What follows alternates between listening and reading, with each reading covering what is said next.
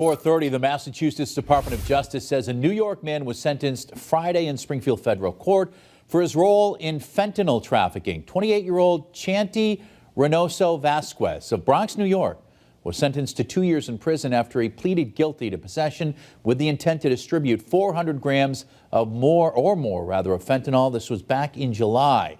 According to the court documents, Reynoso Vasquez brought over 30,000 bags of fentanyl laced with heroin from the Bronx to Springfield on March 30th, 2022. His case was conducted by the state's acting U.S. attorney, the New England branch of the Drug Enforcement Agency, and Springfield Police.